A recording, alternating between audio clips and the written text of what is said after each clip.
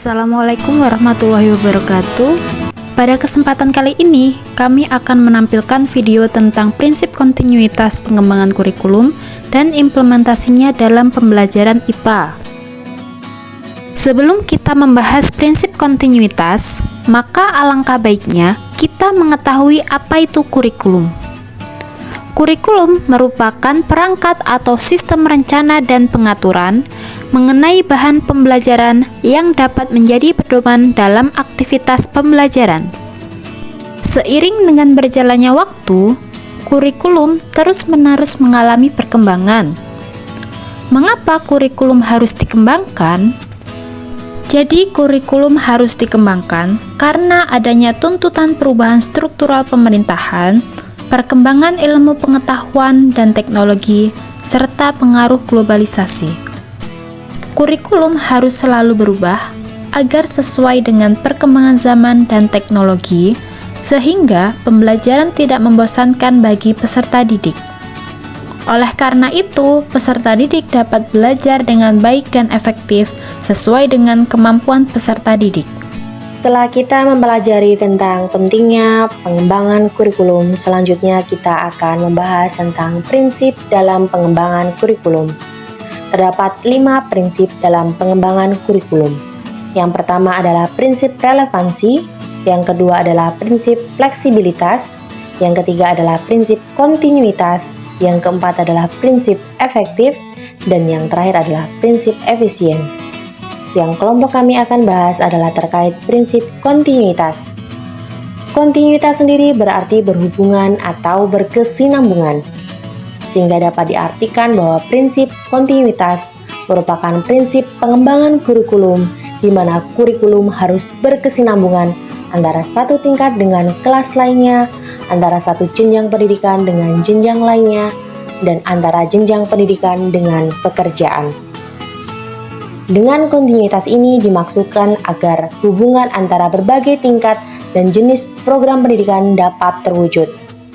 Kesinambungan dalam prinsip kontinuitas dapat dilakukan antara berbagai tingkat sekolah. Misalnya, bahan-bahan pelajaran yang diperlukan untuk belajar lebih lanjut pada tingkat sekolah yang berikutnya hendaknya sudah dikerjakan dan sudah diajarkan pada tingkat sekolah yang sebelumnya. Selain itu, bahan pelajaran yang sudah diajarkan pada tingkat sekolah yang lebih rendah tidak perlu diajarkan lagi pada sekolah yang lebih tinggi, sehingga tidak terjadi pengulangan dan peserta didik tidak jenuh. Selanjutnya, kesinambungan antara berbagai bidang studi. Bahan yang diajarkan dalam berbagai bidang studi sering menyampaikan hubungan satu sama lainnya. Sehubungan dengan hal itu, urusan dalam penyajian berbagai bidang studi hendaknya diusahakan sedemikian rupa agar hubungan tersebut dapat terjalin dengan baik. Lalu, bagaimana implementasinya dalam pembelajaran IPA? Implementasi prinsip kontinuitas dalam kurikulum dapat terjadi pada mapel yang sama atau pada bidang studi yang berbeda. Sebagai contoh, pada bidang studi IPA, terjadi kontinuitas atau kesinambungan antara materi yang dipelajari oleh siswa. Sebagai contoh, materi sistem organisasi kehidupan pada kelas 7 dengan materi struktur jaringan tumbuhan pada kelas 8, sehingga peserta didik yang akan mempelajari materi di kelas 8 sudah harus menguasai dan memahami materi tersebut yang ada di kelas 7.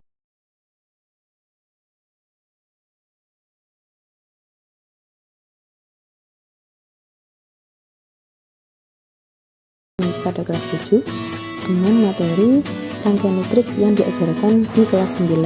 Implementasi prinsip kontinuitas dalam kurikulum tidak hanya terjadi pada bidang studi yang sama, tetapi juga terjadi pada bidang studi yang berbeda.